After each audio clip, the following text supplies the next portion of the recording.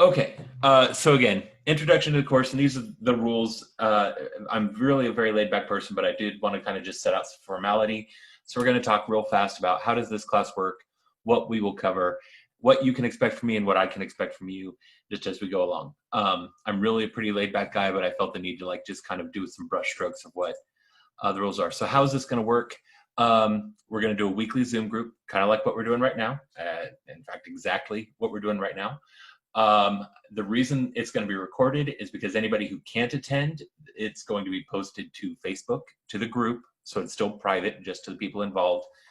But this is like the primary way that you have to interact with your fellow classmates and to ask questions. And I really feel like those are the opportunities for us to learn a lot of information, to understand the way other people are thinking about what the subject matter is. And so that's why we're going to do it this way, as opposed to me just recording a video and posting it up and answering questions after the fact. So we're going to cover two main techniques of geomancy. We're going to do one lesson, one session is going to be just on the history of the Western magical tradition, and then one session is just going to be an astrological primer, and that is from the Greek, Arabic, and then medieval European point of view. And that's important because the way we talk about astrology and modern astrology, especially here in the West, is different than the way it was talked about and thought about in medieval Europe and in other places in history where they were practicing this. So they're using the same words, but sometimes meaning different things, right? So we're going to talk about that. So those are kind of the tangential things, but the main thing we're going to do is talk about the two main techniques. And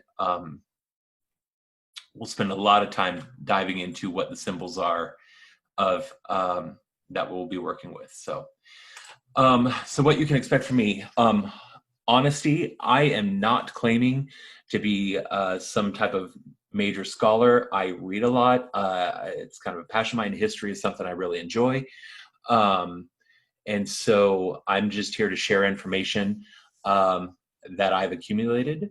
But I also do have experience. So I have been involved in the occult community, practicing magic of some kind for 20 years. I've been more or less exclusively in the chaos magic paradigm for the last 10. I have been working with geomancy since 2006 is the first time I read through Agrippa's 3 books of occult philosophy, which is what sent me down this path of doing more research. So for about 14 years. So this is all, it's not like I just read a book and then am repeating it to you. This is something I've been working with for a long time. And then the other big part of it is respect. I'm going to talk, I probably won't talk too much about my paradigm or the way I think about things. I will talk about the way historically magicians might have thought about this in different periods throughout history. And I will definitely leave it open to you and your paradigm and how you understand things, of how you want to implement this into your practice, right? I'm definitely not the type of person to tell you that there's one right way to do things. So I'm going to do my best to respect your worldview and all that stuff. And then my expectations from you guys are pretty straightforward. Keep an open mind. Definitely, if something we start talking about clashes with your worldview, your paradigm, I just ask that you to just entertain the thought. You don't have to accept it. Just keep an open mind. Then the other thing I want is questions. I want this to be interactive, so there is a spot specifically for questions at the end. But then also questions can be posted in the group at any time as you start working with this and start experimenting. Feel free to hit me up in the group and you can tag me and I will answer to the best of my ability. But again, in that sense of honesty, if my answer is I don't know, my answer will be I don't know. And then the last is participation. So I do ask for a little bit of effort on your part. There is going to be homework. It's pretty easy homework. I just ask that you all engage in that. So as long as we can all agree on that, we'll proceed. I'm going to give 15 seconds for anybody who wants to unmute and ask any questions and get clarification on anything I just went over.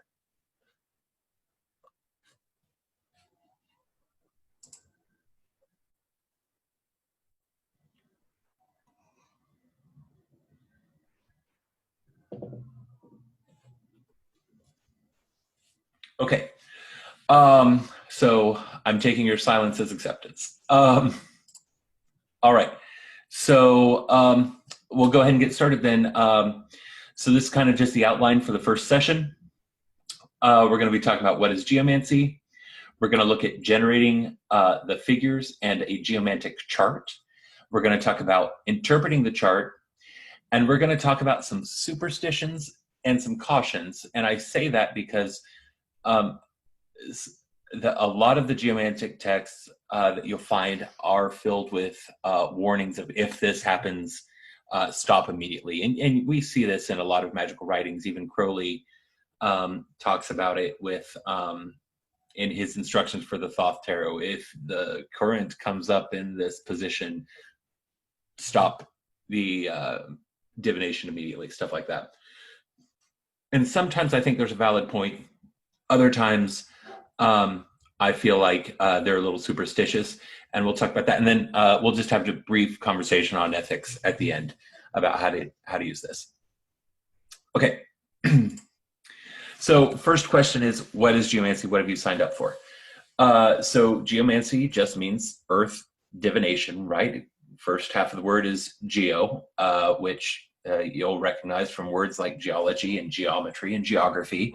And that comes from the Greek word for earth, right? And we know this from the Earth Mother Gaia from the Greek language, and the original Proto-Indo-European word was gay, is how that's pronounced. So we see lots of words throughout that. The second half of the word is mantia. And mantia's got a really interesting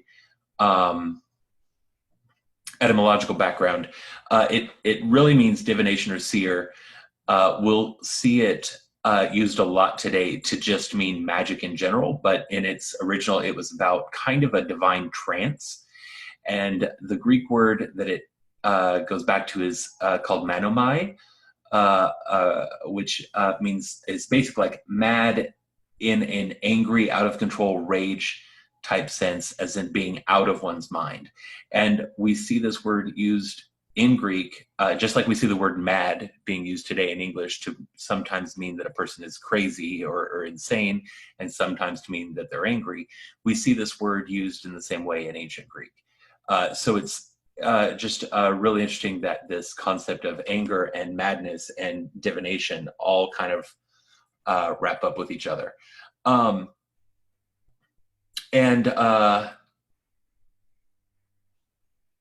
Then I just wanted to add a specific definition of what divination means, because we can mean lots of different things by divination. In English, of course, a lot of us are used to things like tarot cards or astrology and stuff like that. And divination, as defined by Peter J. Carroll, is all those practices in which the magician attempts to extend his perception by magical means.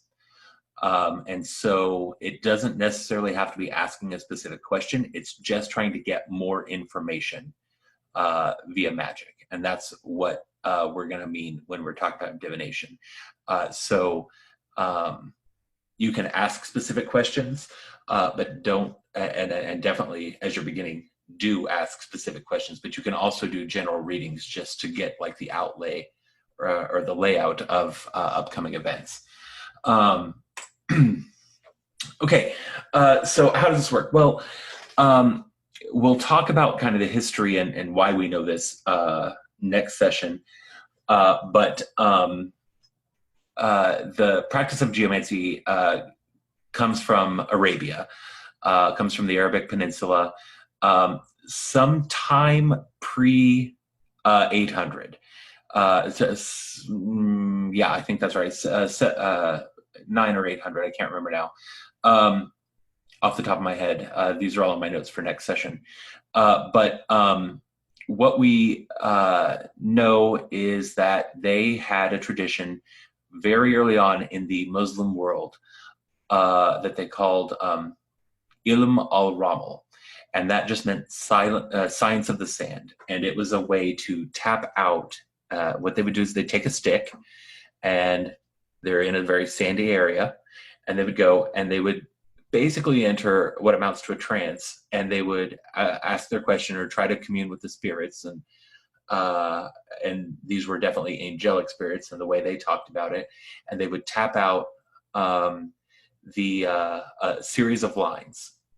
And so the whole point was to enter this trance-like state and do this detached tapping with a stick in the sand. And then you would take the series of dots, as you can see here on the right, I've got a series of dots, and you would remove them in pairs until only 1 or 2 was left over. 1 is considered an active answer, 2 is considered inactive. And that's because 2, if we continue the pattern of matching pairs, would be reduced to 0, right? So and 0 is an even number. So anytime we get an even number, we're going to think inactive or missing or absent or nothing. And whenever we get a 1, that's active. So this is really a binary system. And this is very much, if you're familiar with computer code at all, and you don't even have to be familiar with computer code, but with binary logic, it's a 1 or a 0. In this case, it's a 1 or a 2, because representing 0 at this time is a little complicated. So they left it as 1 or a 2. And so we see that method of tapping out lines in the sand kind of developed throughout the Arabic history until they developed it into a proper divinatory system. And that's the system we're going to talk about today. Now, sand and sticks are great in places that have lots of sand, but for those of us who don't live in sandy areas, that's not the best thing to do. You will see occasionally modern geomancers will have a specific table or a box that is filled with sand that they will use to do this in, because they want to try to keep it traditional. I have 2 dogs and a cat, so that is just asking for a mess to be made, or for it to be used as a litter box. And so that's why I don't use that method. And so even going back to the writings of the medieval magicians, they would use basically a piece of wood that was covered in a thick layer of wax, and they would tap out into the wax. And then you just take something hot and you can basically smooth out the wax and erase it. That was some of the earliest writing types. So they did it that way. And then as pen and paper became more readily available, they would use that. We know Agrippa specifically used pen and paper to do his methods. But there's a problem with doing this kind of trance-like method, at least here in the Western world and in the modern world, and that's music. And we have a big part of our culture is built around rhythms and music and all of this kind of stuff. And what you'll find when you try to detach, especially if that's not a skill that you have, when you try to separate out your way of thinking, you will subconsciously start doing things in a musical pattern, especially if you're a musician. And depending on the type of music that you do, you'll most often end up with more odd results than you would normally. And that's, again, just a side effect of Western music and where our brains go when we try to detach. And the other thing is just subconscious patterns, right? So like if you've ever done eeny, meeny, miny, mo, and you've only had 2 things, you know whichever one you start eeny on is the one you're not going to pick, right? So that's why that type of method like, it's just not, if you have any kind of, it's just not as easy to do. And there are much easier ways to generate these random numbers. And Agrippa had a solution, and it's in book 2 of 3 books of occult philosophy. It's chapter 53 if you want to look it up. And that chapter is that no divination without astrology is perfect. And we can talk about the worldview of why he thought this, but that's kind of a separate next session type of conversation. But his argument is that you use dice to generate these numbers. And he says, and I'm quoting specifically, hence dice, the tetrahedron, hexahedron, octahedron, and dodecahedron, icosahedron, obtain a wonderful virtue of divining and foretelling by their castings. And so here at the top, I have, not in the order just described, I have those shapes. If you're not familiar, those shapes are the Platonic solids. Plato in the Timaeus talks about these, and there's all kinds of mysticism in Platonic thought about what these shapes are and what they represent.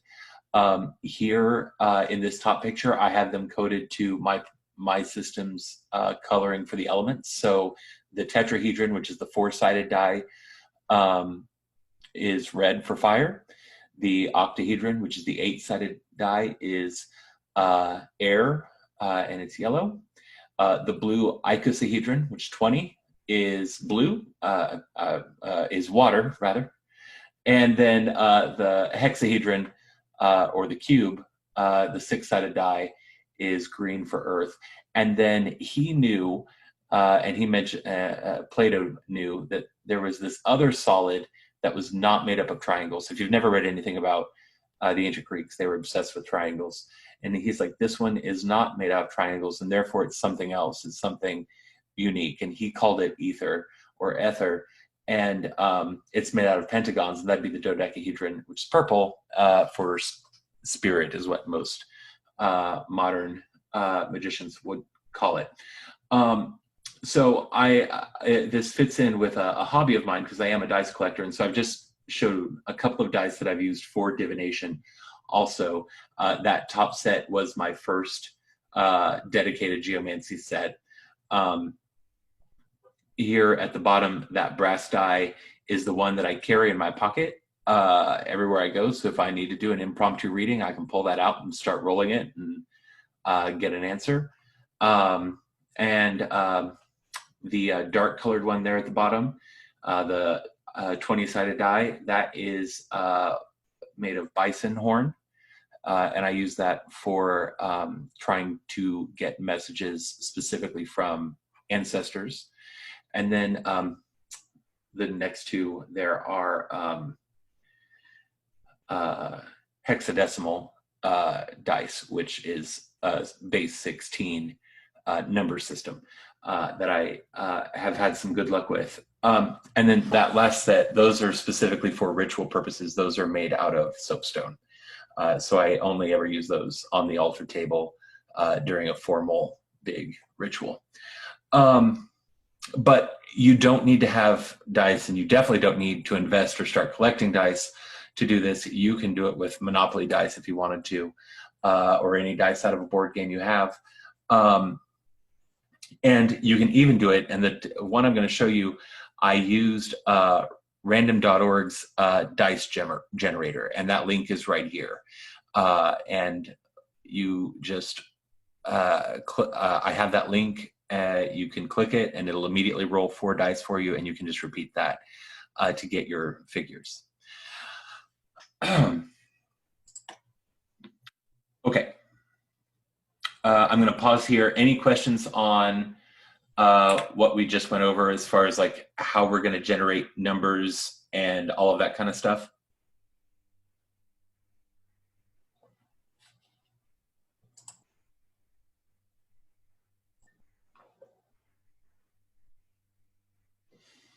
Okay.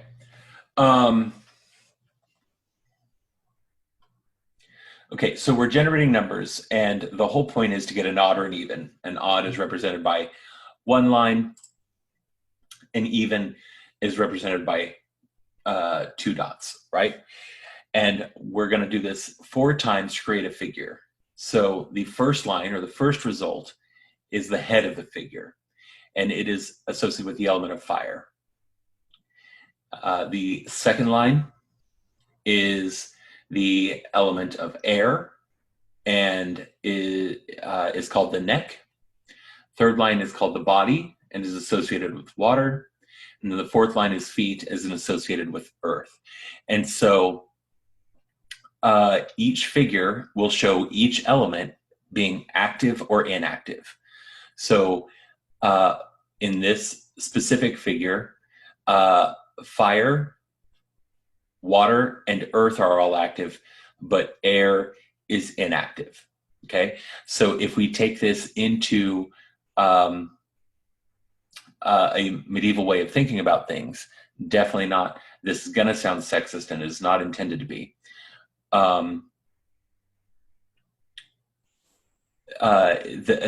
This figure is called Puella, which means the girl or the maiden, and in it, she has passion for fire. She has emotion and all of those things for water, and then she's very grounded and material, but she has very little air, which is the logic quality, right? It's the higher thinking, right? So that's why they would call this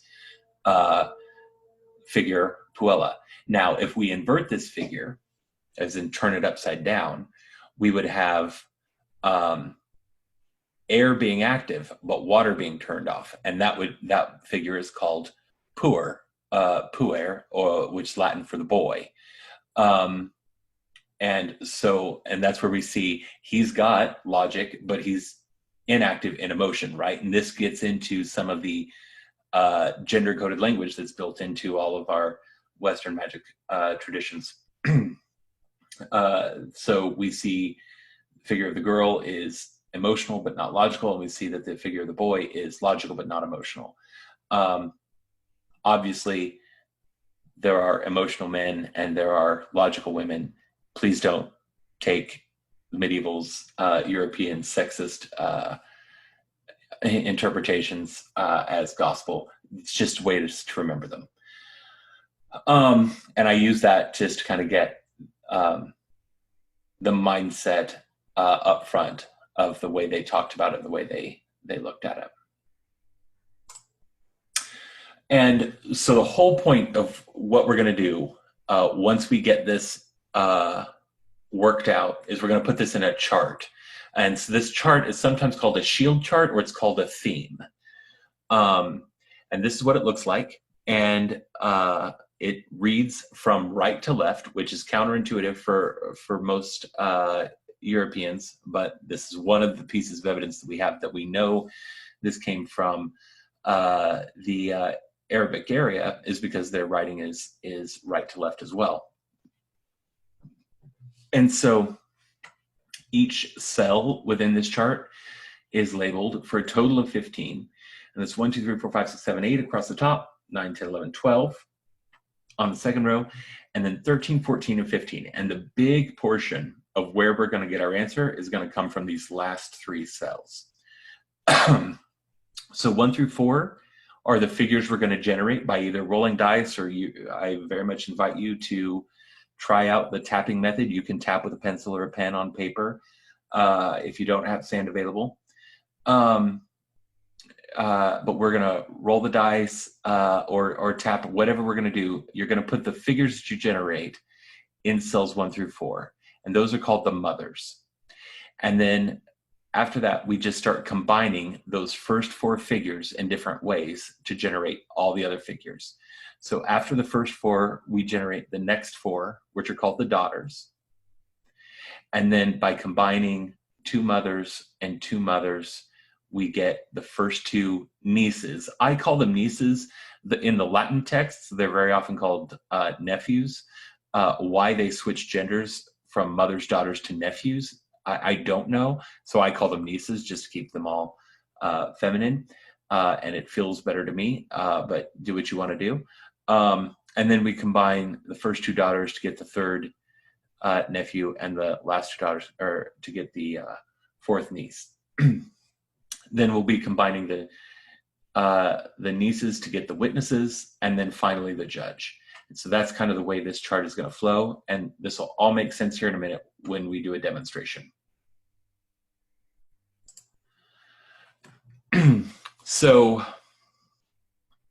this is, I mentioned that random number chart. These dice here on the left or in the center, are generated from that program. So this is a chart that I generated using just an online random number generator. And we need 16 odds or evens. So I roll the die 4 times to generate each figure, and then do that 4 times to generate a total of 4 figures. And as we read this entire thing, it's important to remember we read right to left first and then top to bottom, okay? So the first 4 are the head, neck, body, and feet of the first mother. So I have an even, odd, odd, even, and that's going to give me an even, odd, odd, even result. So that's my first mother. My next mother, I have an odd, odd, odd, odd. And so I've got my next figure. On my next one, I've got even, even, odd, odd. I've got my third figure. And then finally, even, odd, even, odd. So I've got my first 4 figures that way. Now, to get the daughters are made up of all of the element from each of the mothers. So the first daughter is all of the fire element from the first 4 mothers. So I'm going to look at all of the fire lines, and again, proceeding right to left, I'm then going to go top to bottom in my next cell, and I'm going to go even, odd, even, even, even, odd, even, even. And then for the next one, it's all the air lines. So odd, odd, even, odd, odd, odd, even, odd. Next line is odd, odd, odd, even, odd, odd, odd, even. And then the last is even, odd, odd, odd, even, odd, odd, odd. Generating the mothers and the daughters. Any questions on those 2 so far?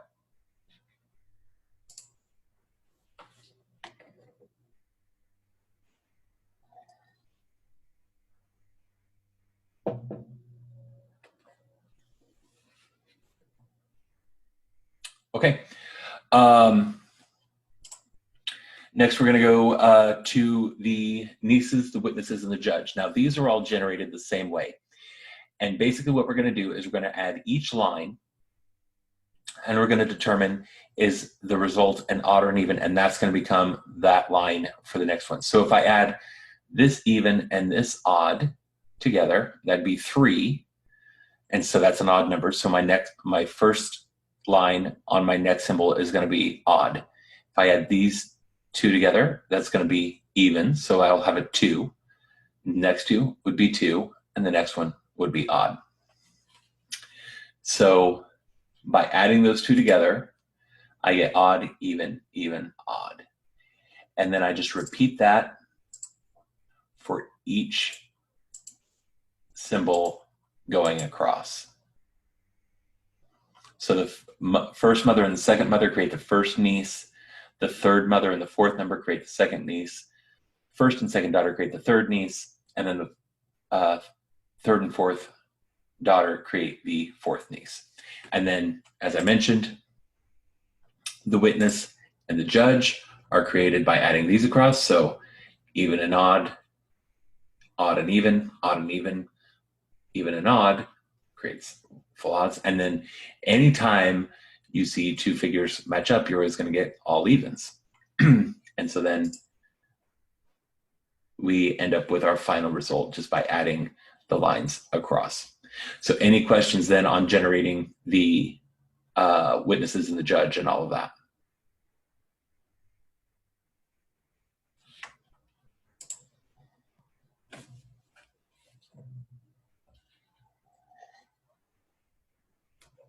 Okay. So, okay, we've rolled some dice, we've tapped some paper, and we've put a bunch of dots on a chart. What does that mean? What does any of this mean? How do I interpret it? Is the next question. So the right witness is telling us pretty much everything on the right side of the chart has to do with the person asking the question. Everything on the left side of the chart is about the question or the situation of the people involved. So in this case, we're looking at the role that the person is playing in the situation and what they're bringing to the table. And then in the left witness, we're looking at the question or the situation itself.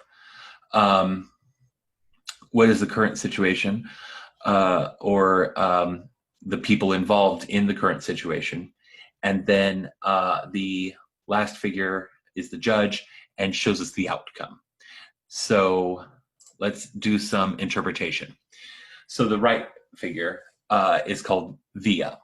And we'll get into all the different symbols and what they mean and all of that stuff. But just going through like what I've gone over so far, how to interpret this chart. So via is Latin, it means way. All of the names we use are going to be Latin, and they're just kind of mnemonics to help you remember what they mean. So via means the way or the path, right? And obviously it looks like a straight line, and that makes sense, right? That's how it looks. Every element is active. Oh, we lost somebody, but that's okay. Every element is active. It's not going to, so it's very active, and it's always going to change whatever it touches into something else. If we can see in this case how it interacts, note this first figure it touches, it changed every single line. So the even, odd, odd, even pattern became odd, even, even, odd, right?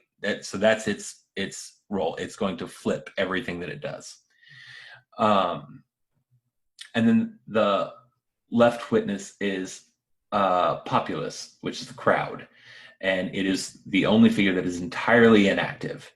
So there's no active elements. It is basically just not really a void. It is kind of a mirror. Whatever you put into it is what you get out, which is exactly what we see happen. When it's combined with via, it just spits via back up. It doesn't matter what symbol I have here. If I pair it with populace, it's always going to result in the same figure. And that is very much the crowd being just will follow along, right? They're looking for a leader. So it's just going to spit back whatever it has to do. So this is like the mindless crowd or the mindless throng, rather. So I've got the person, if I was doing this as an interpretation, so the person who's asking the question is very, very active, but he's going into a situation that is adding nothing to what he has or she has. And so the result is that something is going to change, that this will be an active situation, but that person is going to be the force behind driving that change, right? And we'll come back to that. So just some other interpretive methods that we're going to get into. So one of the things you want to do is look for recurring figures. So here we see via show up in 3 different places. We see carcer, which is the name of this symbol, and carcer means prison. Incarceration is the English word you would know that has a root from that Latin word, and it just means to bind or to constrict or to keep isolated. And then the other one we see repeat is the symbol which is conjunctio, which is kind of the opposite of carcer, right? It is bringing together, it's conjoining is the English word that's similar, or conjunction. And, if you remember conjunction, junction, what's your function from Schoolhouse Rock? That's the root word. It's something that links phrases together. This links two disparate elements together. So if I'm not going to get into the interpretation of those now, but I would start looking, okay, so I'm looking for patterns. And then the next thing we would do is called the way of the points. And this method I have not seen in an ancient text. I've only seen it in a modern text, but I really like it. I found it really useful.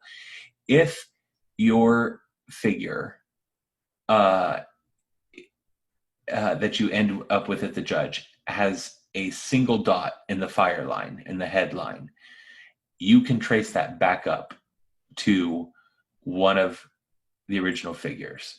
And so this can give you a clue as far as what areas you're going to have to look for. So in this case, or what areas you might have to work on. So in this case, the single dot here traces to there, to there, to there.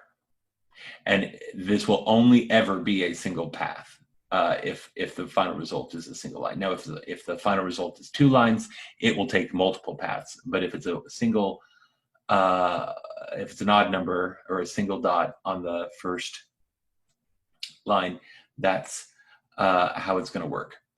And so when I put this then into an astrological context, which we're going to touch on here in a minute, this shows me areas that I need to focus on or to think about.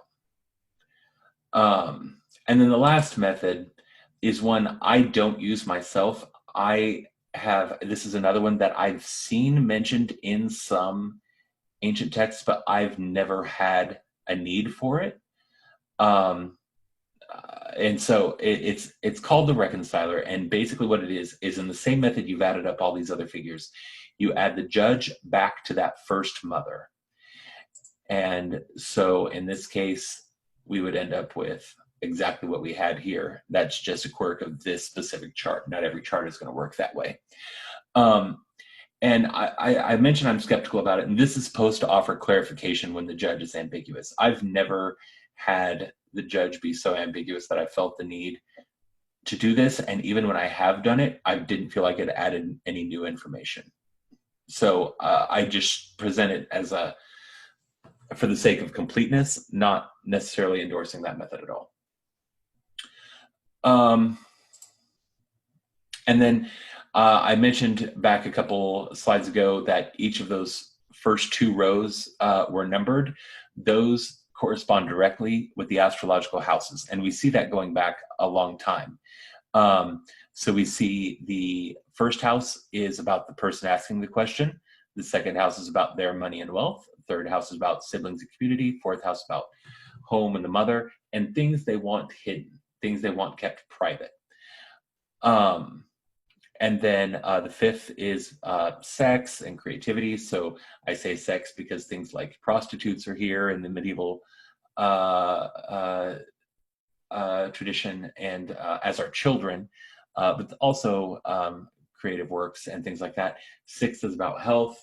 Seventh is where you would find your partner, your wife, your husband, or business partners and other relationships that are mutually beneficial. Eighth house is for death and the occult. Ninth house is for science and religion. 10th house is career, politics, and father. 11th house is friend. 12th house is enemies. And that is a very, very stripped down version of what the astrological houses are. So if we just take this one step back, and I was trying to read the way of the points for this interpretation, this would tell me, oh, this person needs to go back, since this is the second house, and think about how they're going to change their money or finances to account for this situation. Are they going to have to spend money what it's going to affect them financially in some way. If I was looking at, oh, I've gone the wrong way. And so if I was looking at repeating symbols, I would look at, so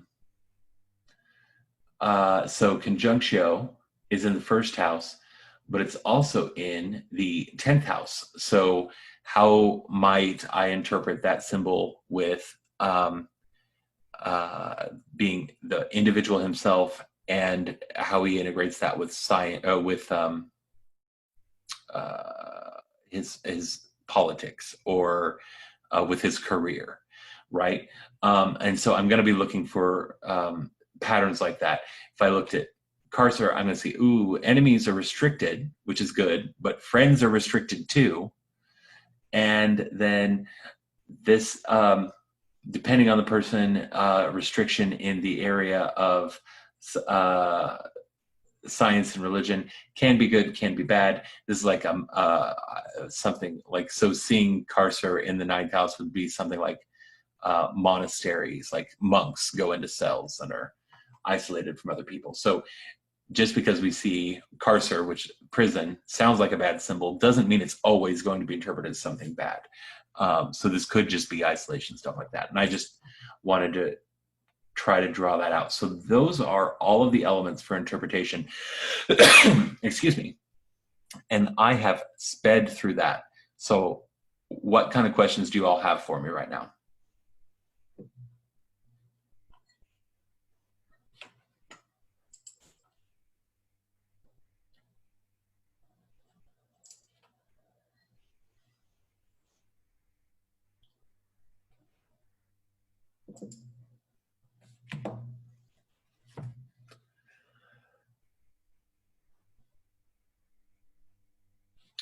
Okay, so I just want to, since there were no questions, I just wanted to go back and real fast highlight a couple of things about what I just said. So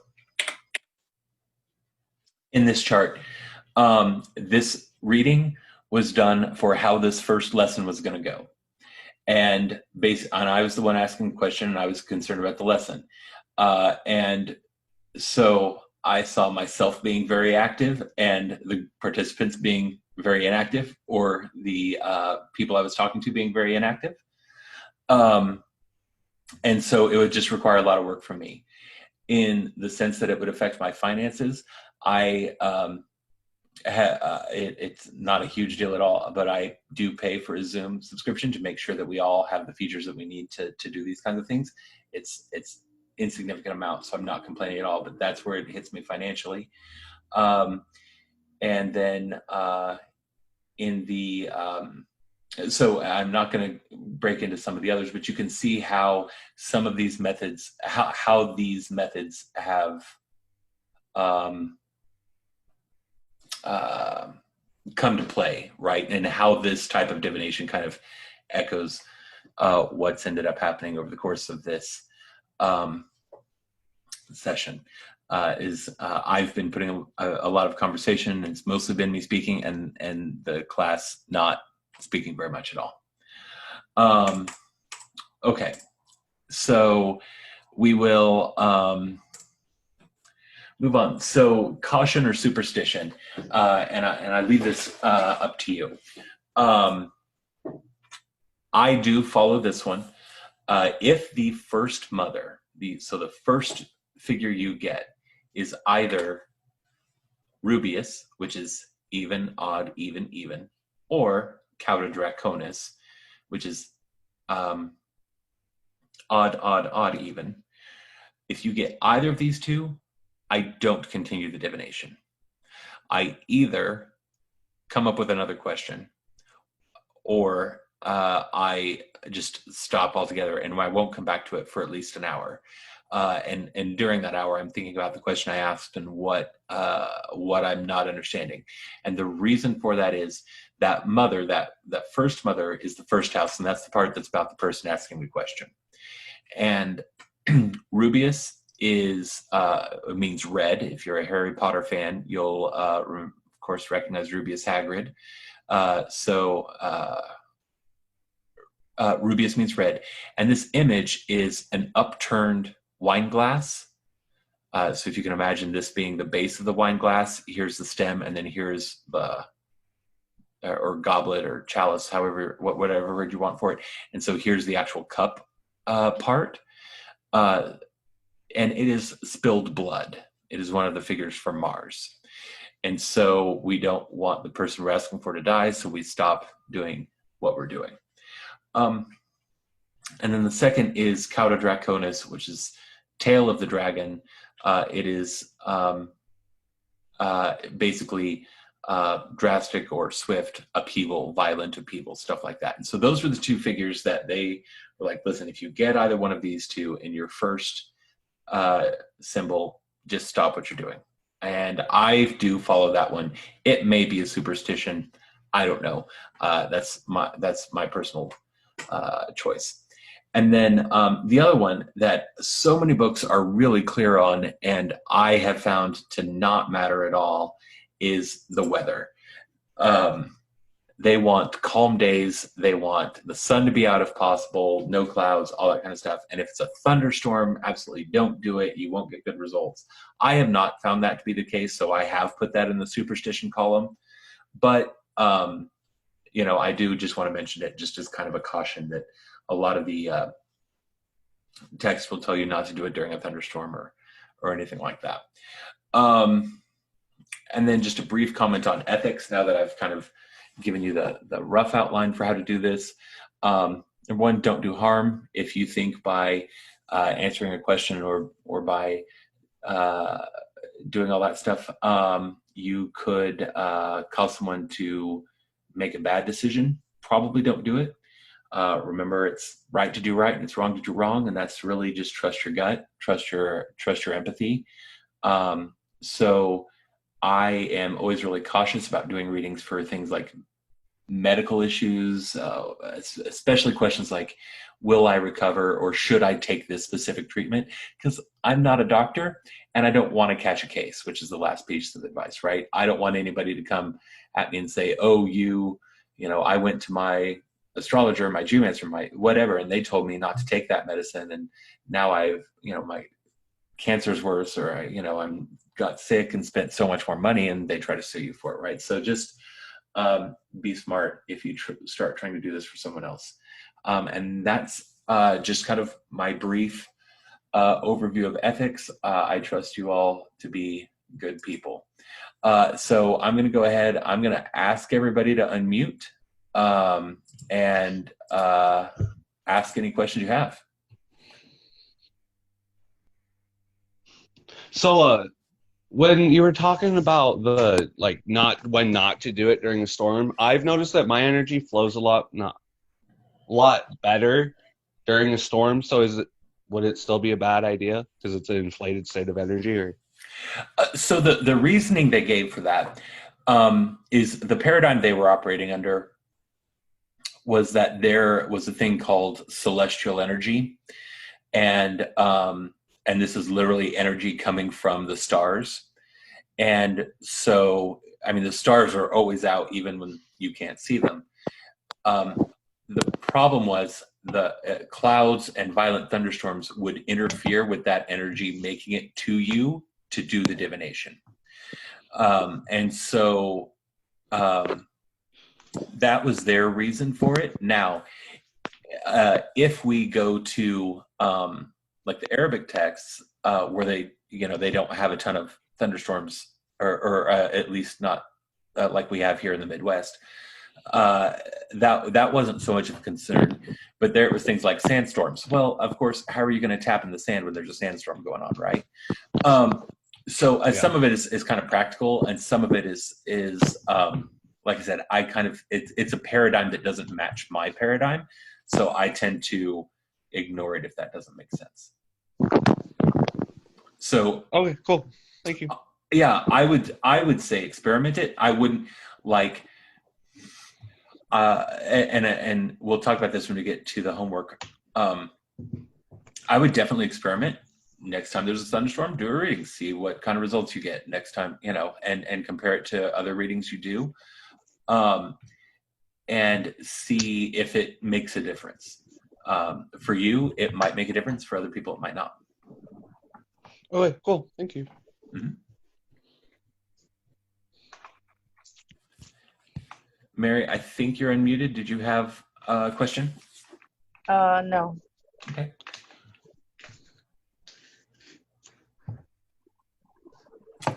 I feel like I ran through that just as fast as I could to try to get us caught up. Do we have any other questions before we move on? Do you have a link directly to your slideshow? Yeah. So I do, and I can give that to you.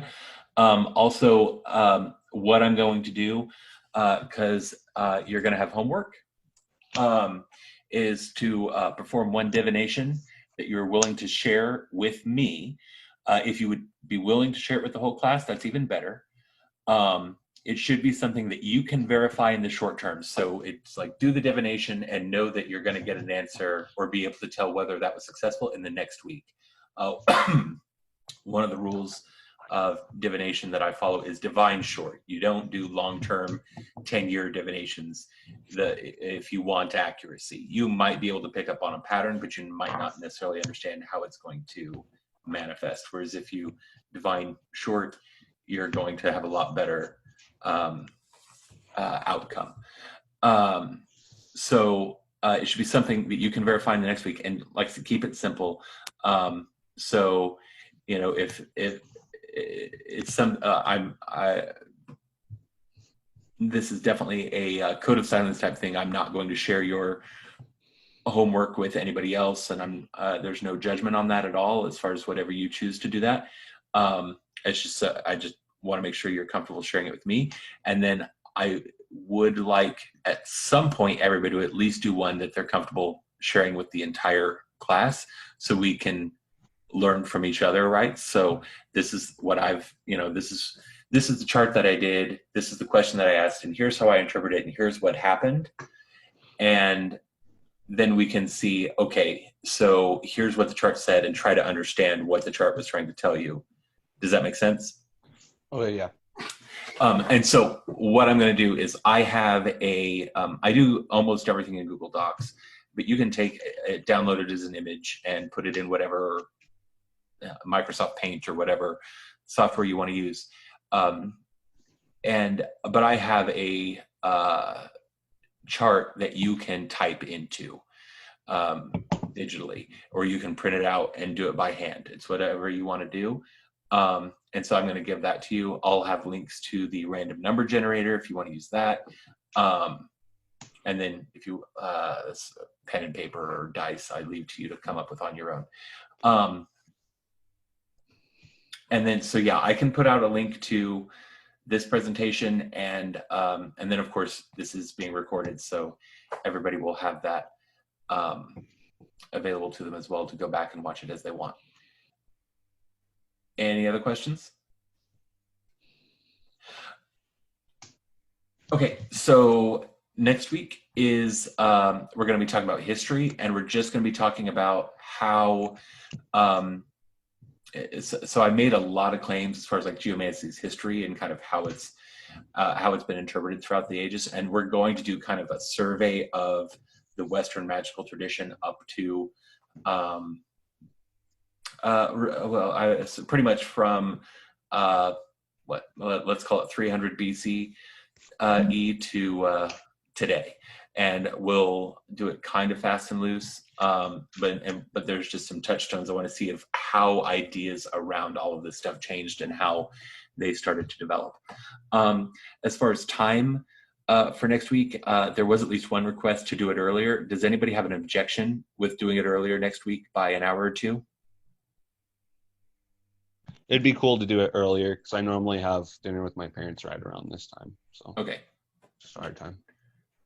Yeah, earlier would probably be better for me by an hour or two, actually, also. Okay, that's fantastic. Then next week we will definitely plan on earlier, probably in the 3 or 4 o'clock Central time range. So that'd be 2 to 3 hours earlier. I'll put out another survey to let everybody chime in. Okay. Thanks, everyone. I am, how do I do this?